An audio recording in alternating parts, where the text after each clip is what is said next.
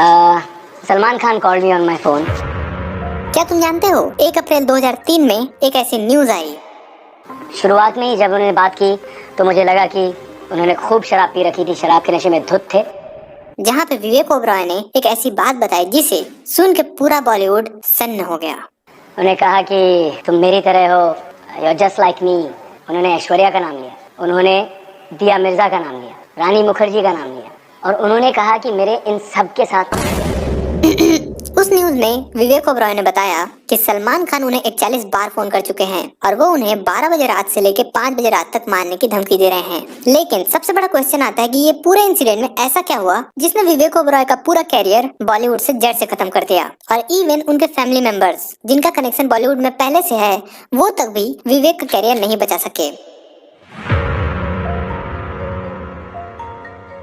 तो ये सारी कहानी शुरू होती है विवेक ओबरॉय से, जहां विवेक का पूरा नाम है विवेक आनंद ओबरॉय, जिनका जन्म होता है 3 सितंबर 1976 में, वो भी हैदराबाद तेलंगाना में। साथ में उनके फादर एक पंजाबी आदमी है और लेजेंडरी एक्टर भी, जिनका नाम है सुरेश ओबरॉय, जो कि पहले एक एक्टर थे लेकिन बाद में पॉलिटिशियन बन गए। और अगर बात करें हम विवेक की मदर के बारे में तो उनका नाम है यशोधरा ओबरॉय, जो कि तमिल फैमिली से बिलोंग करती हैं। इवन यशोधरा जी का एक फैमिली बिजनेस था चेन्नई में, जिसे आज की कंडीशन में उनके पेरेंट्स संभाल रहे हैं। और यशोधरा जी मेन रीजन थी जिसकी वजह से आज के टाइम पे विवेक को तमिल और तेलुगु बड़े अच्छे से आती है। और इसी के साथ अगर बात करें विवेक की प्राइमरी स्कूलिंग की तो उन्होंने राजस्थान के अजमेर में बॉयज बोर्डिंग स्कूल जिसका नाम था मेयो कॉलेज, वहाँ से अपनी स्कूलिंग कंप्लीट करी और चले आए मीठी बाई कॉलेज जो कि मुंबई में स्थित है, और यहाँ पे अपनी बैचलर्स डिग्री कंप्लीट करी जो कि थी फिल्म और एक्टिंग में। और उसके बाद एक्टिंग सीखने के लिए लंदन चले गए, जहाँ पे वो मिले न्यूयॉर्क यूनिवर्सिटी के डायरेक्टर से, जो कि विवेक को अपने साथ न्यूयॉर्क ले गए। और वहीं से विवेक का एक्टिंग में इंटरेस्ट जागना शुरू हुआ और फिर मास्टर डिग्री कंप्लीट करने के बाद वो वापस इंडिया आ गए।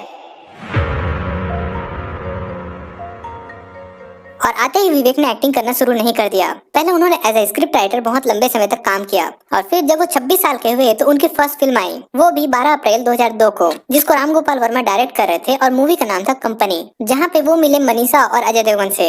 हाँ, मनीषा कोराला कोरलाला कोला, हाँ कैसे प्रोनाउंस करते हैं इनका नाम। और एक चीज नोटिस करने वाली थी कि विवेक स्टार्टिंग से एक अच्छे एक्टर थे, क्योंकि उन्हें इस मूवी के लिए बेस्ट डेब्यूट और बेस्ट सपोर्टिंग एक्टर का फिल्म फेयर अवार्ड मिला, जिसके बाद आगे चल के उन्होंने फिर राम गोपाल वर्मा के साथ दूसरी मूवी की जिसका नाम था रोड, और उस मूवी में लीड एक्टर थे मनोज बाजपेयी। और फिर ऐसी मूवी आई जिसने विवेक का कैरियर चालू कर दिया और मूवी का नाम था साथियां, जिसको यशराज फिल्म ने प्रोड्यूस किया था 20 दिसंबर 2002 में। और इस मूवी के लिए उन्हें बेस्ट एक्टर के लिए नॉमिनेट भी किया गया था फिल्म फेयर में। और उस टाइम के हिसाब से ये विवेक के लिए बहुत बड़ी अचीवमेंट थी, क्योंकि जहां दूसरे दिग्गज एक्टर्स को कई मूवी करने के बाद कोई एक मूवी हिट मिलती थी, वहीं पे विवेक आते ही हिट पे हिट दिए जा रहे थे। इवन लोग उन्हें शाहरुख खान के साथ कंपेयर करते थे, साथ में उन्हें नेक्स्ट बिग थिंग भी कहा जाता था। लेकिन फिर प्रॉब्लम आ गई जो कि थी ऐश्वर्या राय। तो ये पूरी कहानी को जानने से पहले हमें पहले ये जानना होगा कि सलमान खान और ऐश्वर्या राय डेट कब कर रहे थे। तो ये पूरी कहानी शुरू होती है 1997 में। उस टाइम सलमान खान ऐश्वर्या राय को डेट कर रहे थे और उससे ठीक पहले 1994 में ऐश्वर्या राय मिस वर्ल्ड बन चुकी थी और उसके बाद वो नई नई मूवीज में एक्टिंग के लिए ट्राई कर रही थी। और एक इम्पोर्टेंट बात मैं तुम्हें बताना ही भूल गया कि ऐश्वर्या से मिलने से पहले सलमान खान ऑलरेडी 2 लड़कियों को डेट कर रहे थे, जिनमें आती है उनके first official girlfriend Sangeeta Bijlani, जिनका रिलेशनशिप शुरू हुआ था 1986 में और 8 साल तक चला। इवन सलमान खान ने यह भी बताया कि उनकी शादी तक भी तय हो गई थी और लोगों में कार्ड भी बढ़ गए थे। संगीता से cards were printed, Yeah, that I know. yeah. And then it didn't happen. और जैसे जैसे शादी की डेट पास आ रही थी तब एक कांड हो गया। संगीता ने सलमान को किसी और के साथ रंगे हाथों पकड़ लिया और इस इंसिडेंट के बाद संगीता ने सलमान से ब्रेकअप कर लिया, साथ में शादी भी तोड़ दी। और ये सारे इंसिडेंट होने के बाद सलमान खान ने सोचा कि मूव ऑन करने के लिए किसी और को ढूंढा जाए और फिर सलमान खान उस टाइम के पाकिस्तानी एक्ट्रेस सोमी अली को डेट करने लगे। और कई इंटरव्यूज में बताया गया कि दोनों एक दूसरे को लेकर काफी सीरियस थे। लेकिन एक और प्रॉब्लम आ गई और किसको क्या पता था कि ये सारे प्रॉब्लम का दुख आखिर में सोमी अली के सर पे पड़ेगा, क्योंकि ये उस टाइम की बात है जब सलमान खान एक इवेंट पे गए थे। वो एक मूवी का इवेंट था जहाँ पे एक मूवी की सक्सेस पार्टी चल रही थी, जिसमें सारे नए एक्टर्स, पुराने एक्टर्स और दिग्गज एक्टर्स सारे लोग आए थे, जहाँ पे ऐश्वर्या राय भी आई थी। और जब सलमान खान ने ऐश्वर्या राय को पहली बार देखा वो उन्हें पसंद आ गई। इवन ऐश्वर्या राय ने ये सारी बातों को अपनी बुक हॉल ऑफ फेम में खुद बताया हुआ है कि सलमान खान ने 1997 में मंसूर खान की फिल्म बस इसलिए रिजेक्ट कर दी क्योंकि उस फिल्म में सलमान खान ऐश्वर्या के भाई बनने वाले थे और उस मूवी का नाम था जोश।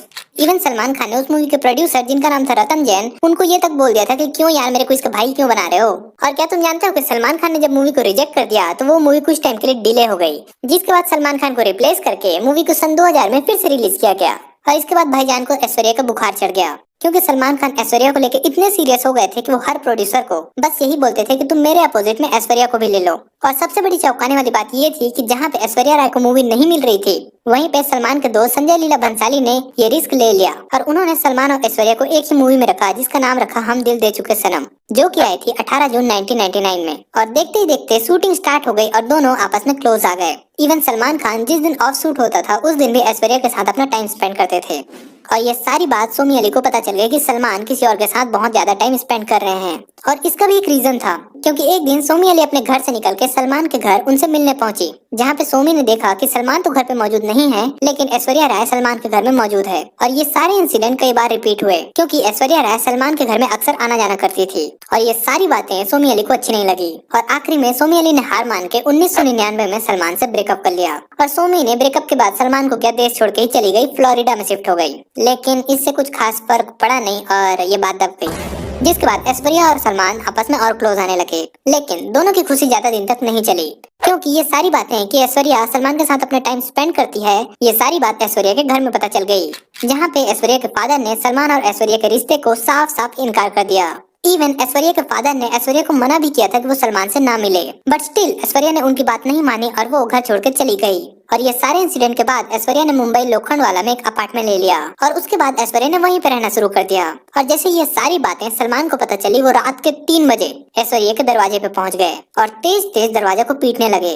और साथ में सलमान धमकी भी दे रहे थे कि अगर दरवाजा नहीं खोला तो मैं इस बिल्डिंग से कूद जाऊंगा। लेकिन ऐश्वर्या ने दरवाजा नहीं खोला और सलमान खान रात भर दरवाजा पीटते रहे। और इवन सलमान खान उस टाइम इतने गुस्से में थे कि आस पड़ोस के लोग भी ऐश्वर्या की मदद के लिए नहीं जा रहे थे। और तेज तेज दरवाजा पीटने की वजह से सलमान के हाथों से खून तक निकलना शुरू हो गया था, जिसके बाद आखिरी में ऐश्वर्या ने हार मान के दरवाजा खोला और सलमान खान सुबह 8 बजे तक ऐश्वर्या के साथ ही रहे। और बताया जाता है कि सलमान खान उस दिन ऐश्वर्या को शादी के लिए पूछने गए थे, लेकिन ऐश्वर्या ने उस टाइम शादी के लिए साफ साफ मना कर दिया। और ये सारी बात पहुंच गई मीडिया तक, जहां पे सलमान खान ने खुद कन्फेस किया कि मेरी गलती है, मुझे उनके घर में रात में नहीं जाना चाहिए था। और ये सारे इंसिडेंट के कुछ दिन बाद सलमान और ऐश्वर्या की फिर से लड़ाई हो गई और इसका पूरा रीजन था कि सलमान को गुस्सा आ गया, क्योंकि ऐश्वर्या उन्हें उस ढंग से प्रपोज नहीं कर रही जैसे सलमान चाहते थे। फिर आया कहानी में ट्विस्ट, क्योंकि सोमी अली ने सलमान को फोन लगाया और उसका रीजन था कि सोमी अली के फादर बहुत ज्यादा बीमार थे और वो चाहती थी कि सलमान उनकी मदद करें, जिसके लिए सलमान ने बिना ऐश्वर्या से पूछे रातों रात फ्लाइट बुक करके फ्लोरिडा चले गए। और जब सलमान खान वापस आया तो ये सारी बात ऐश्वर्या को पता चली, जिसके बाद ऐश्वर्या को बहुत गुस्सा आया, क्योंकि इस रिलेशनशिप में उनकी बस लड़ाइयाँ ही लड़ाइयाँ होती जा रही थी। और इवन वो जिस लड़के को पसंद कर रही है, मतलब सलमान को, वो अभी भी अपनी एक्स के साथ बात कर रहा है।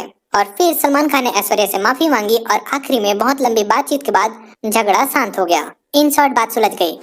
फिर ये सारे इंसिडेंट के कुछ टाइम बाद ऐश्वर्या अपनी दूसरी मूवी कुछ ना कहो की शूटिंग कर रही थी, जिसके मेन लीड में अभिषेक बच्चन थे।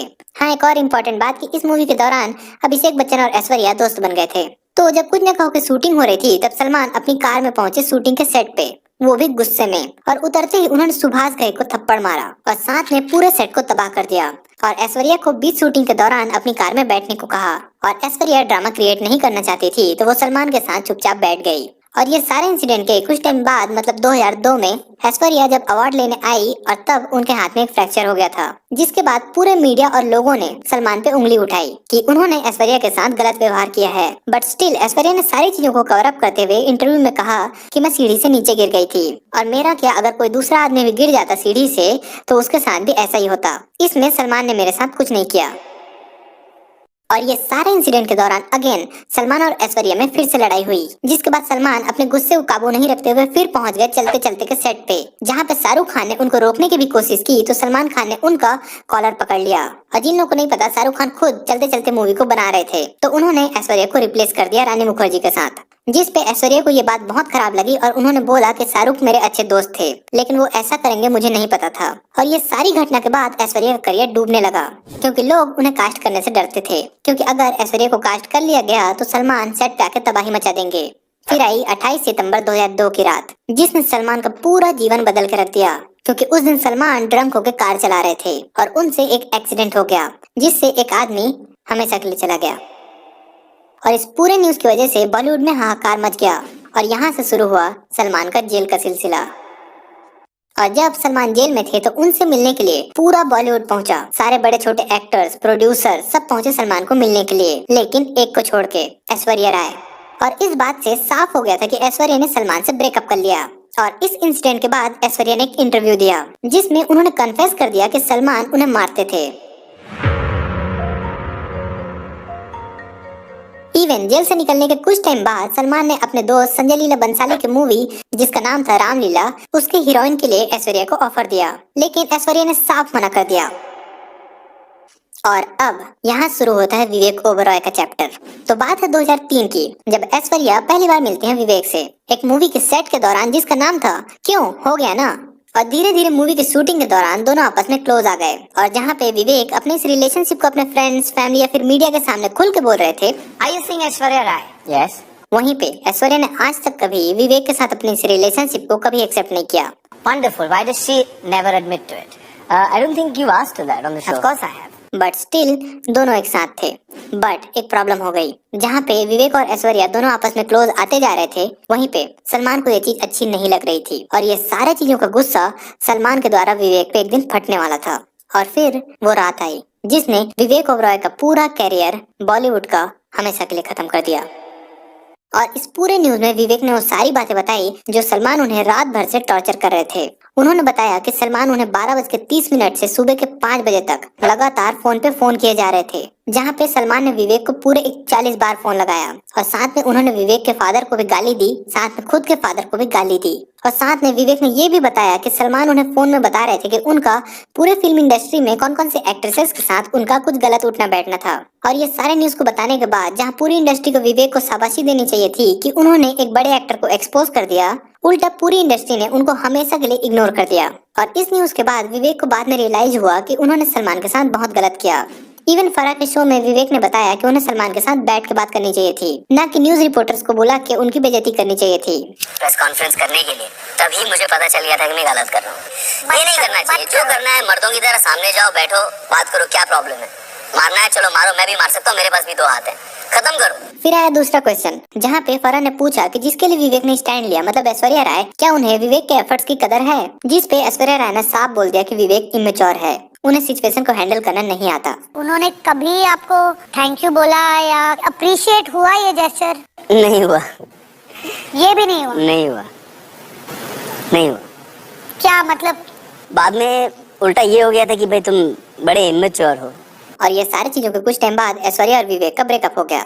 और ये सारे इंसिडेंट के बाद विवेक अपनी लाइफ के सबसे लो मोड में चले गए, क्योंकि ये सारे इंसिडेंट की वजह से विवेक के सबसे अच्छे दोस्त उस टाइम के सोहेल खान, उनसे भी उनकी दोस्ती टूट गई। कहा जाता है कि आज तक सोहेल खान ने उस न्यूज के बाद विवेक से कभी बात नहीं की। बट इसके साथ विवेक को एक और मौका मिला था अपने बॉलीवुड कैरियर को रिवाइव देने का, लेकिन विवेक उस टाइम अपने लाइफ के सबसे लो फेज में थे और उस वजह से उन्होंने वो सारी मूवी रिजेक्ट कर दी। बाय द वे, क्या तुम्हें पता है कि विवेक ने अपनी लो फेज में कौन कौन सी मूवी रिजेक्ट करी? मुन्ना भाई MBBS, बंटी और बबली, हम तुम, ऐसी बहुत सारी हिट मूवीज थी जिसको विवेक ने रिजेक्ट कर दिया। और ये है वो सारे रीजन जिसकी वजह से विवेक का बॉलीवुड में कैरियर खत्म हो गया। तो ये पूरी स्टोरी को जानने के बाद अब बात करते हैं मेरी POV की। पॉइंट नंबर 1, पर्सनली मेरे को लगता है कि जहाँ पे ऐश्वर्या ने विवेक को इमेच्योर बोला, लेकिन रियलिटी ये है कि यहाँ पे इमेच्योर और कोई नहीं, ये दोनों थे। क्योंकि जहाँ पे रिलेशनशिप खत्म हो चुका है तो अब इन दोनों को मूव ऑन कर लेना चाहिए था, लेकिन नहीं, सलमान खान अभी भी ऐश्वर्या की लाइफ को बाहर से कंट्रोल कर रहे थे। और इवन ऐश्वर्या, जहाँ पे पहले रिलेशनशिप में जहाँ सलमान खान उनके साथ गलत व्यवहार करते थे, वो स्टिल अपना 100% दे रही थी। और जहाँ पे विवेक, जो कि सलमान को एक्सपोज कर रहे हैं, पूरे देश के सामने ऐश्वर्या का स्टैंड ले रहे हैं, वहाँ पे 20% भी नहीं दिया और ब्रेकअप कर लिया। और चलो माना कि विवेक को कॉन्फ्रेंस नहीं करनी चाहिए थी, क्योंकि ये सारी चीजें बैठ के भी सॉल्व हो सकती थी, लेकिन ब्रेकअप, इसकी क्या जरूरत थी? ये तो बीच में छोड़ने वाली बात हो गई। पर्सनली जब मैं इस स्टोरी के बारे में पढ़ रहा था, विवेक और सलमान खान की कंट्रोवर्सी के बारे में, पर्सनली मेरे को फील हुआ कि विवेक के साथ बहुत ज्यादा हो गया। इस लेवल का नहीं होना चाहिए था। मैं एक दिन शूटिंग करके घर आ रहा था, शूट आउट के लिए शूटिंग कर रहा था, और घर आ रहा था और घर आया और I saw my mother crying and like a baby, you know, my mother who was my strength and जो मेरे हमेशा मेरी शक्ति हैं, मेरा आशीर्वाद है, बच्चे की तरह रोने लगी। कहने लगी कि कब तक मेरे बेटे को ऐसे करते जाएंगे? मैं भी माँ हूँ और मेरे बेटे के बारे में कह रहे हो तो मुझे कैसे लग रहा है? तो वीडियो को यहीं तक रखते हैं। Thank you so much for watching और मिलते हैं तुमसे न्यू वीडियो के साथ। सब्सक्राइब किए बिना मत जाना, चलेगा तो ठीक नहीं होगा।